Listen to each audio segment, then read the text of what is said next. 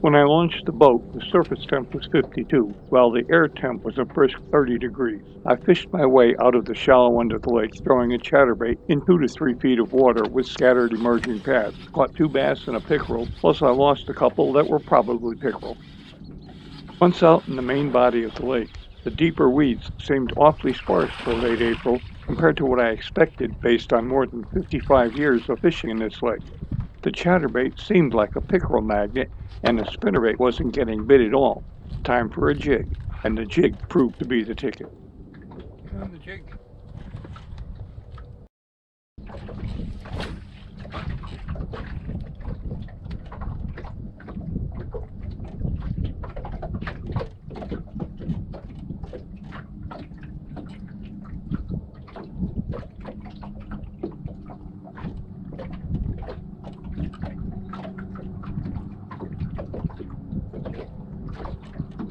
My striper fishing buddies Steve and Zig showed up a half hour or so after I launched.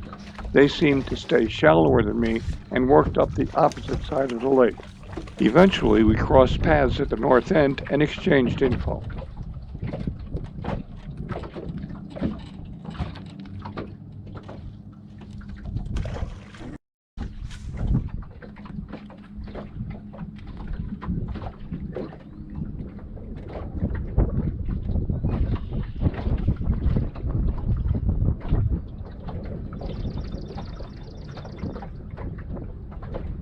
Most of the bass I was catching fishing a jig through the sparse weed growth in 10 feet or so of water were in the 1.5 to 2 pound range. On a hunch, I went from the half-ounce jig I'd started with to a 1 ounce with a bigger trailer and started throwing it to deeper water every 3 or 4 casts. That resulted in some better-sized bass and fewer pickerel bites. And soon, more of my casts were aimed at the 12 to 20 foot range rather than the 6 to 12 foot range.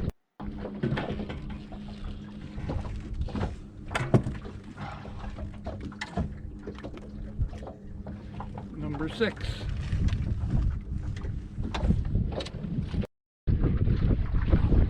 While the heavy jig was my bread and butter, I mixed in a few casts with alternate offerings every now and then. A spinnerbait, a chatterbait, a couple different crankbaits, a soft swim bait, a drop shot, and a smoke grub all got a turn or two. All for naught, except the one lonely bass I got on a smoke grub.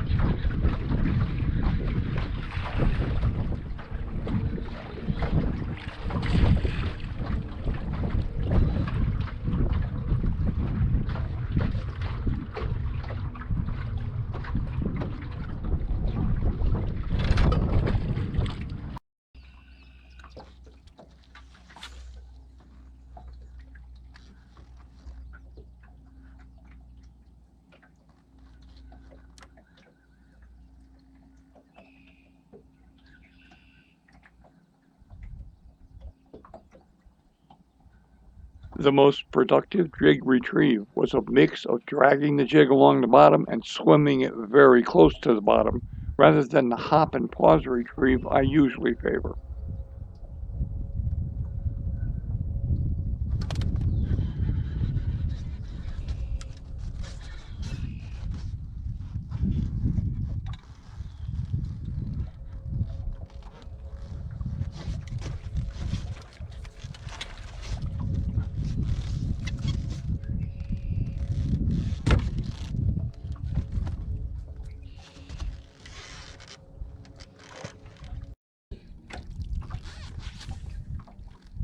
Despite the bait being constantly in motion, the fish did not seem to be chasing at all. When I got a hit, there was no movement, just a slight tick on the line, and that was it. If I stopped moving the bait on sensing the tick, the fish just sat there with the bait in its mouth. My reaction the first few times was that the fish had spit the bait. Fortunately, I swung anyway, and it was always fish on, so I stopped giving them a second or two and went to an immediate swing on the tiniest indication of a bite.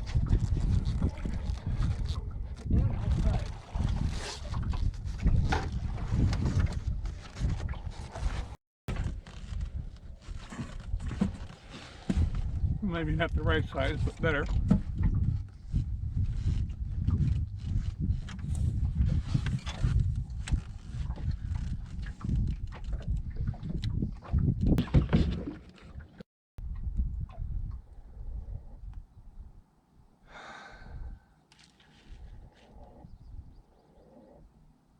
Around noontime, I somehow broke the tip-top guide on the rod I'd been using for the jig all morning and took a break to retire that one for the day, as well as replacing the spinnerbait and chatterbait on my other two suitable casting rods with a jig on one and an Osmo creature bait on the other.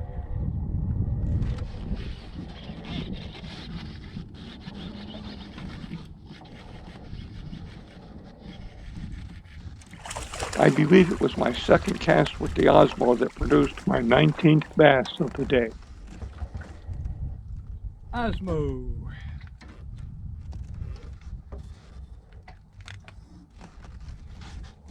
Not too bad.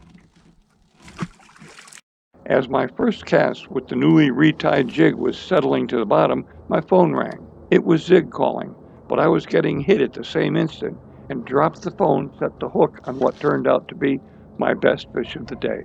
I hollered in the direction of the phone that I couldn't talk right then as I was preoccupied.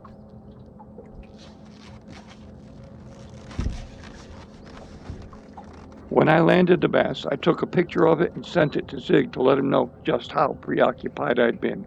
It turned out they were leaving and they offered to help me get my boat loaded on the trailer if I met them at the ramp in 10 minutes or so. Happy with my last catch and not too anxious to have to wade in what was by this time 58-degree water trying to get my boat on the trailer at the really shallow and narrow ramp, I headed in without making another cast.